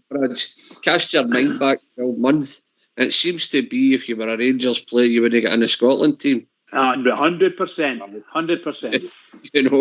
You know, never forgive and never forget. That's my motto. Absolutely. Soon as somebody leaves Rangers, they're a great player, you know. And when they're with Rangers, the Harley Speaker, you're totally right, but that's the propaganda that's at their best, isn't it? We know that. We know what they're all about. But one thing, we know what we've got here. We know Gerrard's built a team bridge, you know, and come on, the top goal scorer in Scotland now is your right back. Our right back. Absolutely brilliant. Absolutely. By the way, that's a fabulous statistic, that, you know. I'll say it's a statistic, I'll give it its proper word. And I'm sure that Portbear will be telling us what the statistics are about that. But you're right, Stevie, that's fantastic. The guy is really on fire. Really on fire. All right, last half an hour of the show, people want to join us. What's the number, Bridge? The number's 0141 356 1972. Come and join us. Skype at rangersradio.online, where you brought into the call with Fox and Old School Blue. If you phone in, hang up, and we will contact you right back. Aye, things are going just really well at the moment, George. We just want to come back for this break and keep the momentum going. That's that exactly about it, man. Get back into my mojo, man, and it's all go. All go all the way to 55. Hopefully that's ultimately take it, but I've got myself with a bridge, right? That'll be one league game, that's 15 will be played, and we're heading towards halfway. That's what I've got myself, Stevie. That's exactly, yeah. Aye. Yeah, see just what we're talking about. We've got 3 games coming up, and I'll take 3 Bridgemans all day long. 3-1 nothings will do 3 games, 3 different tournaments. That would do me all day long. But see, when you're talking about positivity, I just think Rangers, for top to bottom now, we're breeding confidence. For the boardroom right down, through the team, through the support, we're confident. I mean, I never thought I'd sit and say, apart with the back 5, fling anybody in front of them, I'm pretty confident they'll do a job. When was the last time we could actually say that? You know, confidence is everything. That defence here, 16 clean sheets. 16 clean sheets, guys. I mean, how many games have we got left to go? You know, we're not even, just over a quarter away, are we? 16, what is that, 5 European ties? 5 European ties in there, right? No, unbelievable. We're not getting enough credit. Definitely not getting enough credit. But as far as confidence goes, we're a different animal. Absolute different animal. I mean, just look at, I'll mention one player, for example, here. Look at the way Scotty Arfield started the season. Brilliant. Come on, man, he's a different player. Different player. Look, 100%. You couldn't who were you drafting for Scott Arfield? You know, who were you putting in to draft Scott Arfield? You know, Rebo was coming back with his injury. Scott Arfield was playing out his skin there. And he still is. Let's hope it continues. They're all fighting for their positions now. They all know what's at stake. And they're all, by the way, the camaraderie, the togetherness, you can see it's there. You can really see it. Stevie. Scotty Arfield's no shot shy either. He'll shoot for you anywhere. Aye. Listen. He's on target, I know. Aye. That's still one of my gripes. And I don't want to be negative because, I mean, we're buying goals in for fun, but sometimes I wish they would just hit the ball because some of them actually can. I mean, look at Barisic's shot. When he takes a free kick, he's got some dig on him. Tav's the same. You know, there's a few of them there can hit a ball. I mean, even Ryan Jack scored a couple. He scored a couple up in Dingwall last year, and you thought, oh, well, there he's going to start having a pop. You know, I mean, Stevie Gerrard himself was one of the best midfields, give or take, in the world at one point, and that was his speciality. He could hit a ball, so you're saying surely he's teaching the boys at training how to dig it, no? And Ryan Jack started doing it in Dingwall, but he's like, obviously he's a holding midfielder, but for me, everything's gone great. Confidence, we're a different animal, guys, and I can't bring the sheep on. Normally I'd be a bit cautious, and Aberdeen will be a hard game, they'll fling everything at it, 10 men behind the ball and hope to hit you in the break, and while they're doing it, they'll try and injure a few because you know where some of their allegiances lie, you know, Considine, people like that there, you know. So look, guys, I'm confident. Bring Aberdeen on. We play, we win. It's about what we do, not what they do. Come on, the Jers. Yeah, but their whole ambition will not to be playing. Their whole ambition will be trying to steal a point and stop us playing. Correct. Yeah. That's exactly what I would think, yeah. Anyway, I'm sure we'll build that up as the week goes on, but well, as I said, we'll get, I think it's about 14 players away in international duty. So the management team will be sitting concerned at this moment in time because you can't do any planning, Bridge. No, you can't, and obviously the management team and all the coaches will be saying, what's happening? I don't think Morelos has come on to the pitch at all. As far as I know, They're getting beat 3-0, and he's not in the park, so good chance to win. Okay, carry on. No, Yeah, but the players, obviously, is that his last international tonight? He's back after the night on Tuesday. He'll be that's back. it. That's the international breaks all finished after tonight. I know there's still games tomorrow night, mate. Oh, sorry. As far as he's concerned, right? That's So he'll be back. He'll be back. Hopefully, he's safe and sound by Thursday. Hopefully. Well, we hope so. Yeah. Mm-hmm. All right. But as I said, they can't do any planning. Big Stevie, to everybody's back. Obviously, you've got normal football injuries, and then you've got this pandemic to deal with as well. And Ryan Jack's out in Israel, so it's Stevie? It's just about getting everybody back, Ox. As you said, until everybody's back at the training centre, he sees what he's got. But listen, I keep going back to it. We've got a good enough squad now. Hopefully, if there is a couple with wee niggling injuries, I hope everybody comes home unscathed. But I'm just that confident, my Rangers team now, that, as I said, as long as we've got the back five, I don't really care who we put in the midfield, because every one of them are playing brilliant. Sir Stephen Davis, Kamara, Jack, Arfield, Aribo. Man, it's just the midfield's frightening.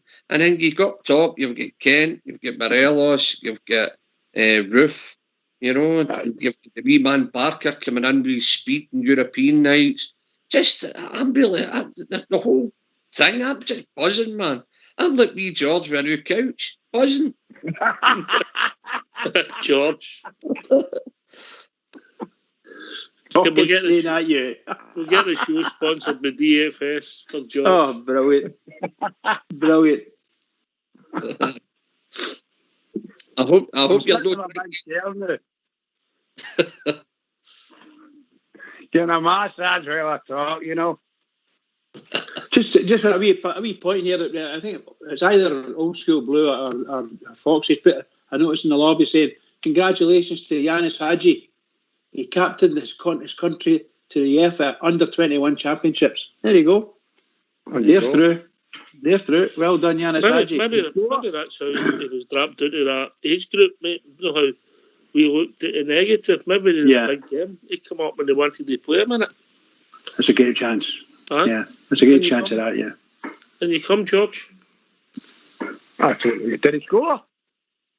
I don't know. I don't even know what the score was. Then the technical team never gave us the score. I'm sure they'll feed it through to us, mate.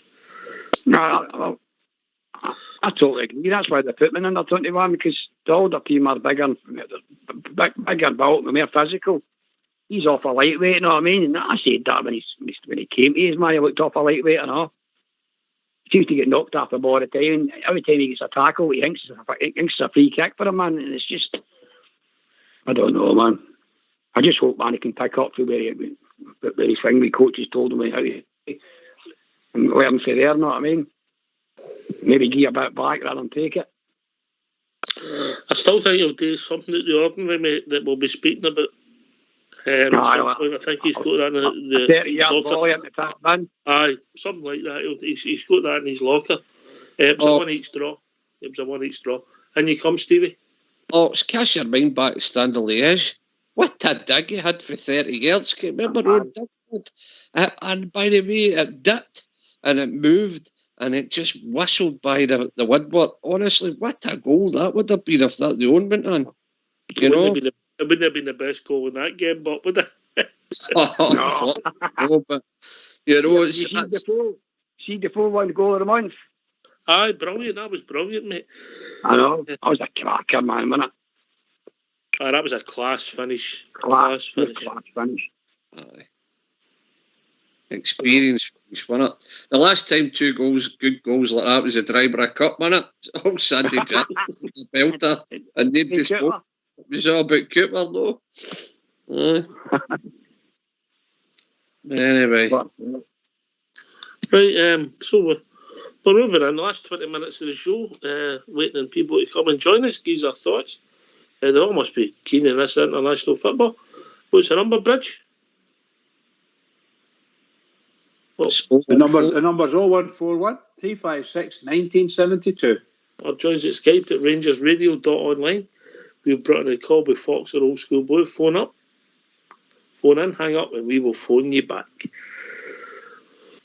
So, as we said, all these boys out. John McLaughlin and Bridgman, John McLaughlin and Ryan Jacker in Israel. We'll get people in South America playing. We'll get people in Africa playing. And these are guys that's getting games or close to games or coming on as substitutes. Wow, where we were. When you think back, we had players like who were retiring for the Scotland team, Russell Martin, for instance. I don't know the lad, but I'll put it down. Let's just say his best days were behind him when he played for us. In 2.5 years, how we've transformed that squad. Bridgman? Well, I'm afraid that the chap you're speaking of, Russell Martin, is that what you said? He wasn't a good player at all for us. No. He was actually not a bad player for Norwich. He played very well for Norwich. But my goodness gracious, when he came to us... I was trying to be kind to him. No, you can't be kind to that. No, it's just woeful. His displays were dreadful. I don't think there was very many good movements he was involved with. And a lot of it was kind of desperation, the ball bouncing, hitting people.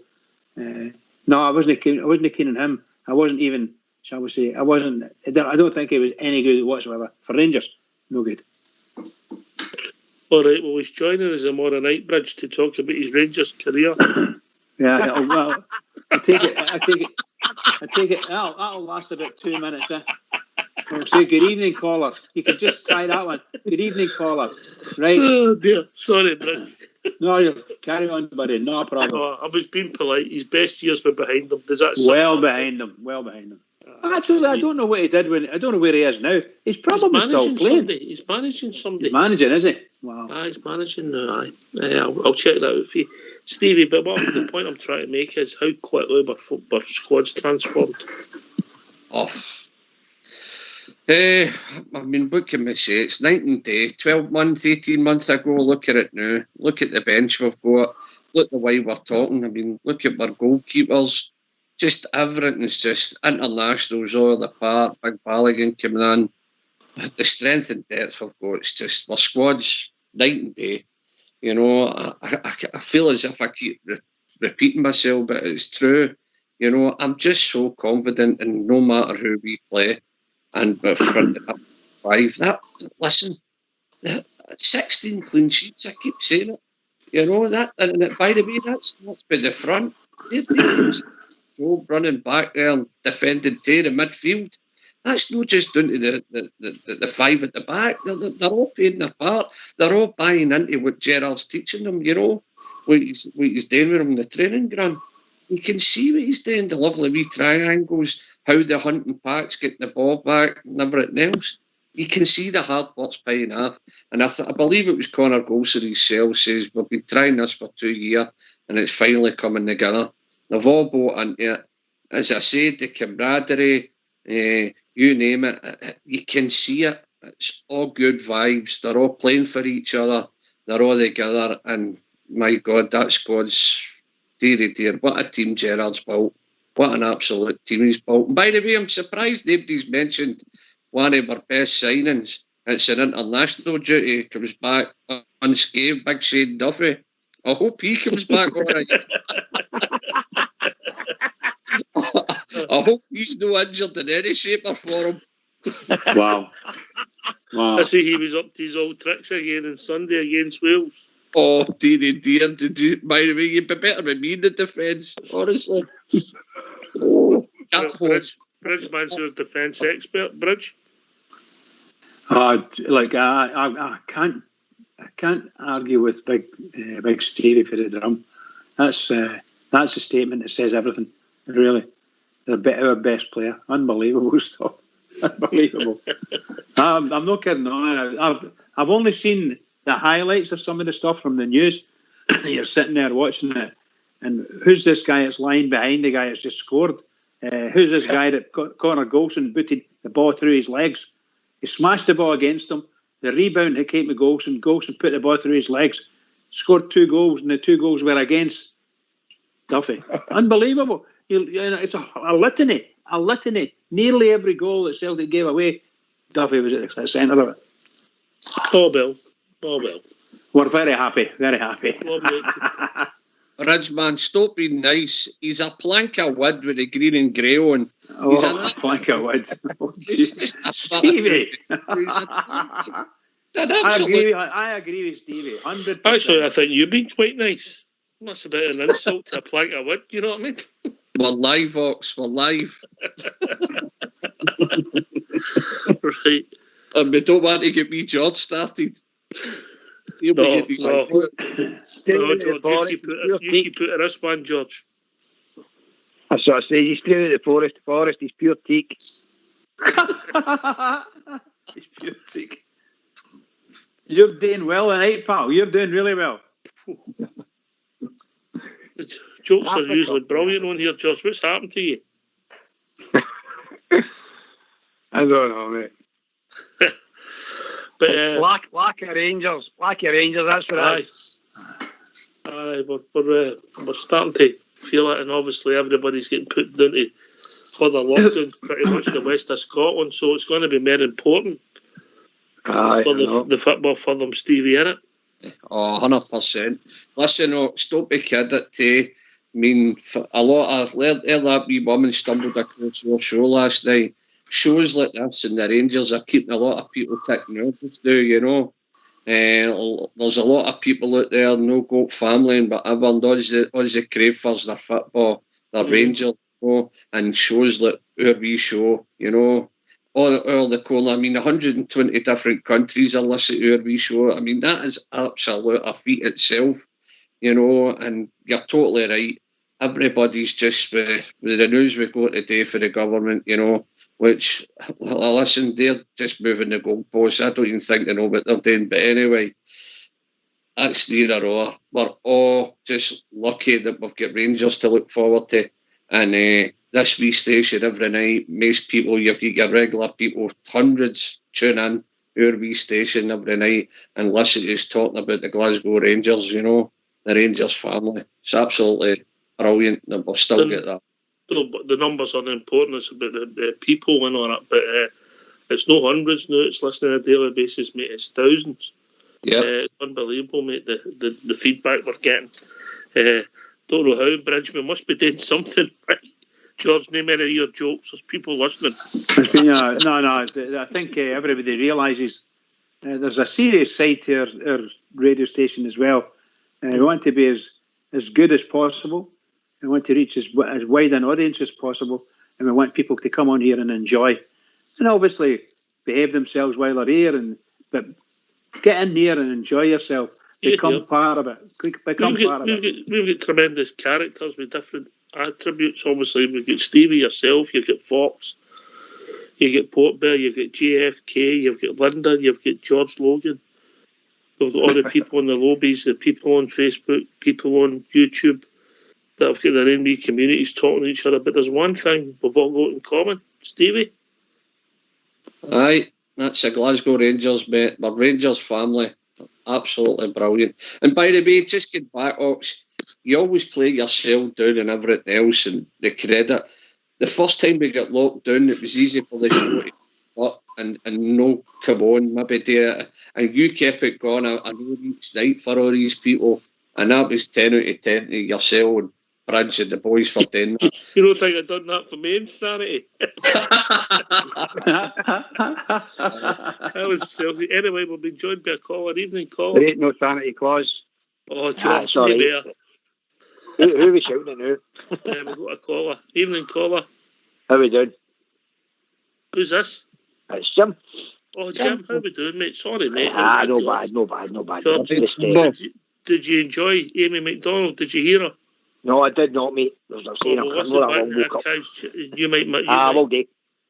Just sort of phoned in for it. I thought it was great news at the what do you call it, the museum, and the fans don't go to go ahead for the council today. I thought it was a great move forward with the club. Mm-hmm.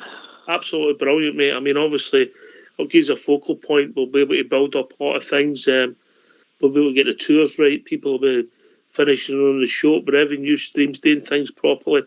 See how the tours, where you'll be able to have food in there. There'll be different bars open. Everything's moving in the right direction, mate. did any of you actually have a laugh at the rejection?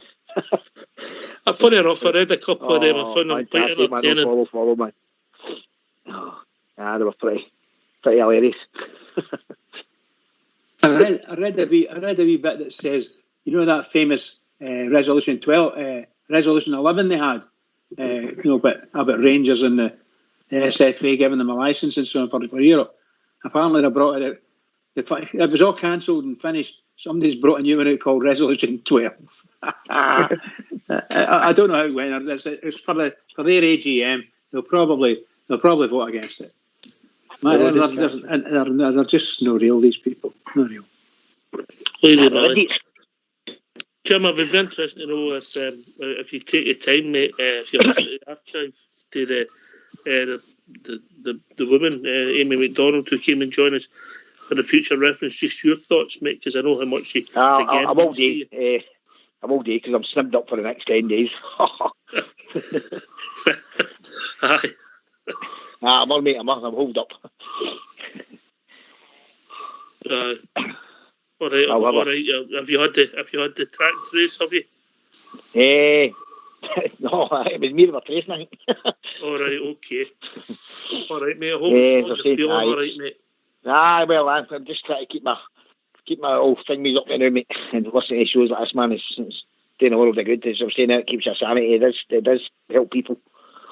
Aye, seriously, mate. When we done the lockdown, obviously, we were pleased to do it for people. We talked about it. We went 7 nights every week, which we'd never done before, but only for an hour because we knew there'd be no football stories. But it was for everybody to get involved, but it was for selfish reasons as well, Bridgeman, wasn't it? It was to give us something to. It was torture, wasn't it? It was torture, and then you come up with the idea, let's do it an hour a night. And but by the way, people were flocking in. We were flocking in. I think eventually they says, can we not get a false? It was good for people. Oh yeah, I mean we sometimes you were nearly in tears with the Rangers story, right? The way they were getting treated. Shocking stuff, you know. But the troops did the business and got behind the Rangers, and the Rangers did the business getting good board members, and so goes on. And here we are, we're sitting top of the league, by 9 points, and scored a barrel of the goals more than anybody else. And as Big Stevie's been saying all night, clean sheets, unbelievable amount of clean sheets. But we have to keep it going. We have to go out there, and after 5 sleeps tonight, the Rangers must appear and do the business. That's what they need to do. For me, they've got to do it. Come on, the Rangers, get in there. You can go there with your 5 sleeps and I'm out.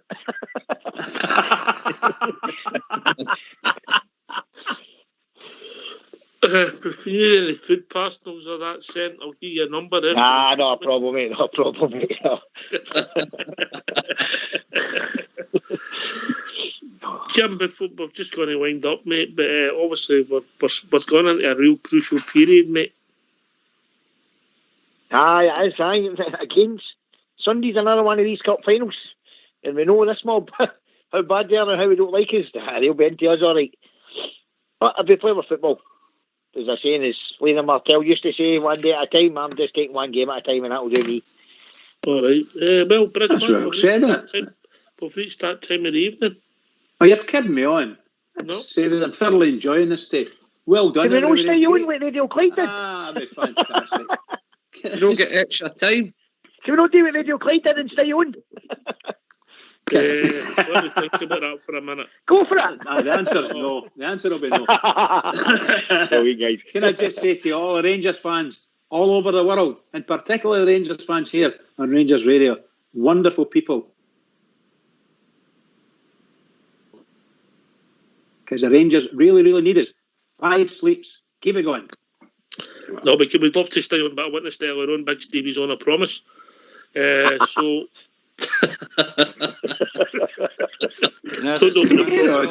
Dear Oxtail. I don't know what the promise is, but he's on a promise. Can I come in for a sec there, Ox, before we close? Big shout out to Wellington Sports Radio, saying hello to all their fellow Rangers supporters. Oh, in New Zealand? Sounds like it, mate. Wow, there we go. George, your jokes are even crap in New Zealand. Ox, we need to learn the haka then. Again. Again. Listen, can I thank you, one and all? Can I also thank Rangers Football Club for letting Amy McDonald come on and join us earlier on the day? It was a pleasure. It was also a pleasure to work with Bridgeman, Big Stevie, Jordan Jim, who came and joined us here. Is that not the Beach Grove Gardeners, George and Jim? Ricky Fool. Can I thank the two of them for joining us? Fox for Old School Blue in the background. Everybody listening to Rangers Radio. This has been Rangers Radio. We'll be back tomorrow night between 8 and 10 talking about all things Rangers. We'll be joined by Linda. Take it away, Old School Blue.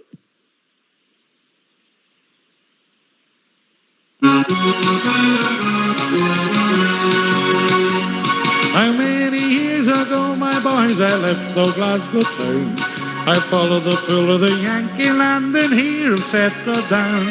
Although I meant no Bridgeton Cross and my friends so near and dear, but I would give if I could have the Rangers over here.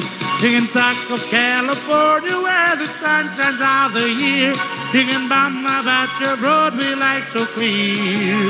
But it would fill my heart with gladness, it would fill my heart with cheer, if we only had the Rangers over here. For they're the finest team in all the land, and I'm sure that you'll agree. To see them win is something grand, it's part of history. For the boys who fear no noise, my lads, and I mean that quite sincere. What I would give if I could have the Rangers over here. Singing Buck of California where the sun shines all the year. Singing Bum about your Broadway life so clear. But it would fill my heart with gladness, it would fill my heart with cheer, and we only had the Rangers over here.